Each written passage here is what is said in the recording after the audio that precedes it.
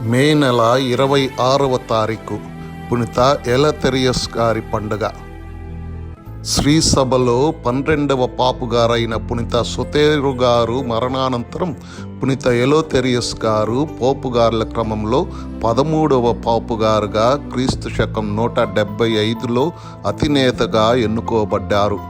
హెగెసిపెన్ అనే రచయిత ప్రకారం అనిస్టేటస్ గారు జగద్గురువుగా ఉన్న కాలంలో ఈ పోపు గారు డీకనుగా ఉన్నట్లు తెలిపారు.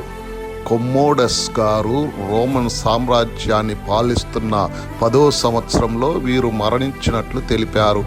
ఈ జగద్గురువుల పాలన చాలా ప్రశాంతంగా సాగినట్లు చరిత్రకారులు వివరిస్తున్నారు.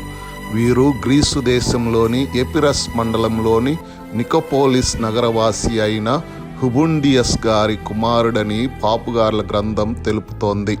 పాస్కా ఉత్సవాన్ని తప్పనిసరిగా ఆదివారం నిర్వహించాలని ఈ జగద్గురువు శాసనం చేసినట్లు ఆ గ్రంథం వెల్లడిస్తుంది. నోస్టిక్లు, మోంటనిస్టులు అనబడు వ్యతిరేకులు శ్రీసభ నుండి వీడిపోయిన వారిని కట్టడి చేసేందుకు పాపుగారు కొన్ని చర్యలు తీసుకున్నారు. వారు చెప్పడి ఆహార నిషేధాలను దృష్టిలో ఉంచుకొని ప్రకృతి సహజంగా అశుచికరణమైనదని ఏ ఆహారాన్ని క్రైస్తవుడు తృఢీకరింపకూడదు అని వారు మరో శాసనం చేసినట్లు ఆ గ్రంథం పేర్కొంది. మనుష్యుని మాలిన్యపరచునది నోటి నుండి వెలువడినదే కానీ నోటిలోనికి పోవునది కాదు అను ప్రభు వాక్కును పోపుగారు ఆలకించారు. పునీత ఎలతెరియస్ గారు పాలనలో రోమ్ నగర ప్రాధాన్యత బాగా పెరిగినట్లు తెలుస్తోంది. పునీత ఇరనియస్ గారు ఆ రోజుల్లో గొప్ప వేదాంత పండితుడు.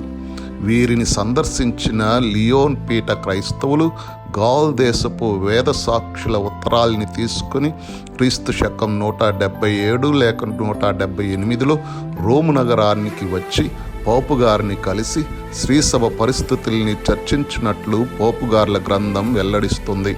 వారు క్రీస్తు శకం 189 మే 24వ తేదీన పరలోక ప్రాప్తి నొందినట్లు చెప్పబడింది. బంగారు మాట: నీవు తినినను త్రాగినను ఏమి చేసినను దానిని అంతటిని దేవుని మహిమ కొరకై చేయుము.